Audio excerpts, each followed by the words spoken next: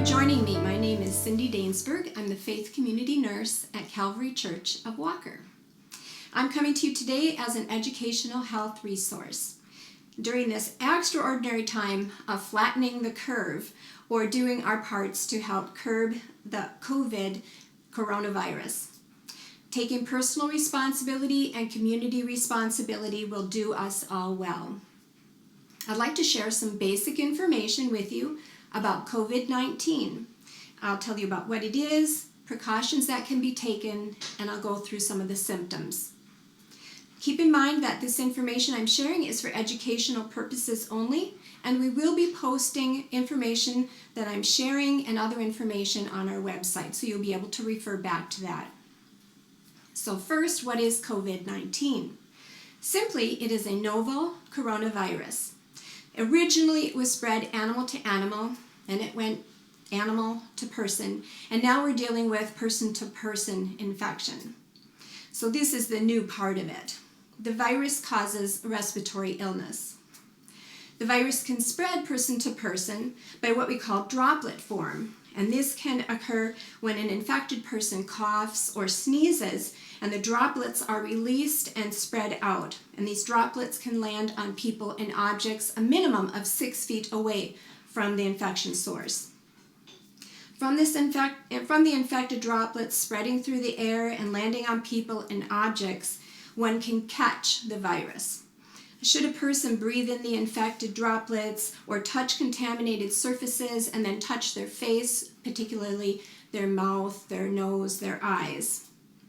Persons of all ages can catch this virus.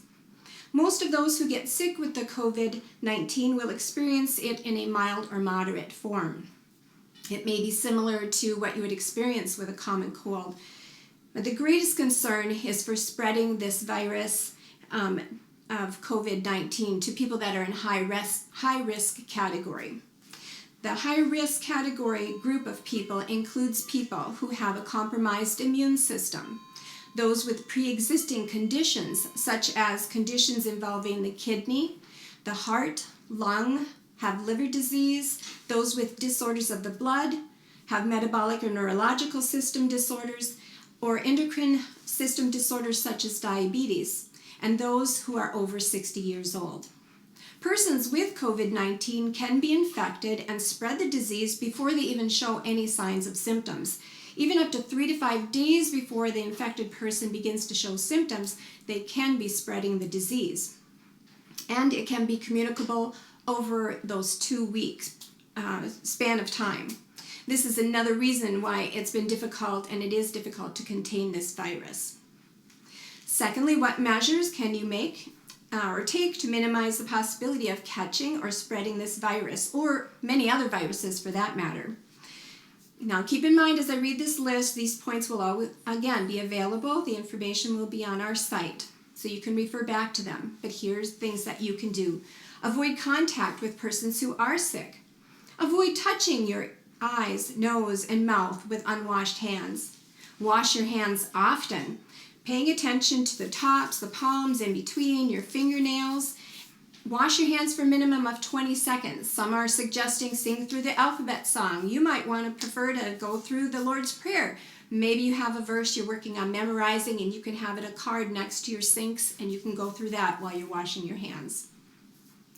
If soap is not available and you're using a hand sanitizer, use one that's alcohol-based, preferably 70% or above on the alcohol content.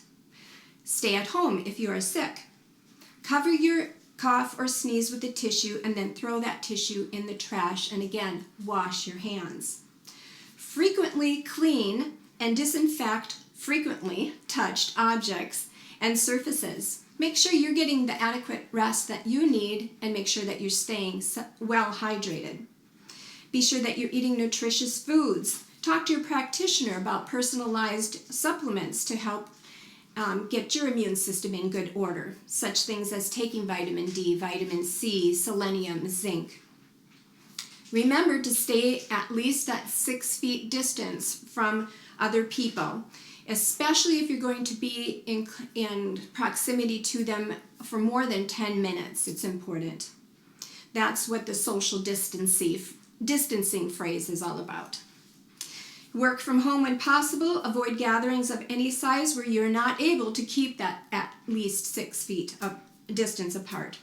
If you have traveled from an affected area or have been in contact with someone known to have been infected with the COVID-19, you may be asked to self-quarantine for at least 2 weeks to assure that you remain symptom-free.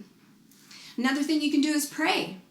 You can pray for protection, pray for those who are vulnerable or are ill, pray for our nation, our leaders, our healthcare workers. Another thing you can do is prepare. Prepare to have food and household supplies set up for that 2-week minimal span of time.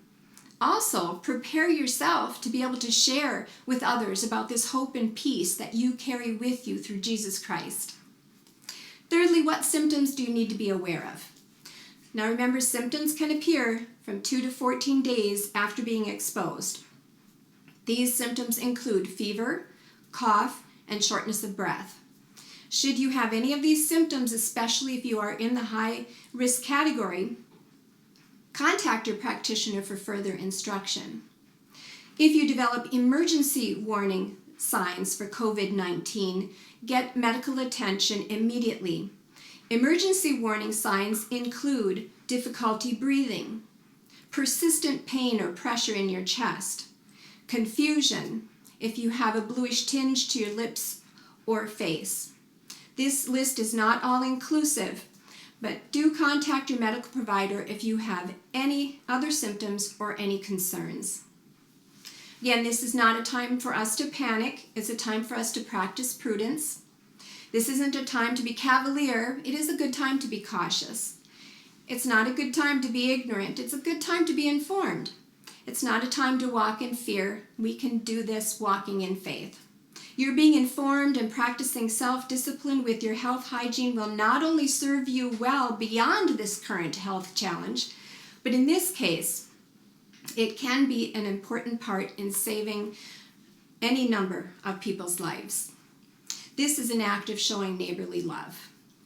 Again, there is a lot of information out there coming at us on COVID-19 and what our responses are to look like. Know that I will be going through information as it comes through. I will be monitoring it, and as we come across information that will be pertinent to you, we will be sharing it on this site. So you can come back and visit here, and you can share this information in this site with loved ones and friends. I'm going to end finally with Psalm 93, which I was in my devotions just a few weeks ago. And it speaks to the majesty of God and about challenging times. And this is a challenging time. In this case, in Psalm 93, it's talking about flood waters, and they are crashing in loudly and just plundering on the shore. And a couple of good news things in here. First of all, notice the shore. God has built in a boundary. There's a lot of crashing information, but God is in control, and He already has established a boundary for us. And above all the noise that's going on with the virus and all the information and everything, this psalm reminds us that there's a clarion call out there that says, "The Lord on high is mighty."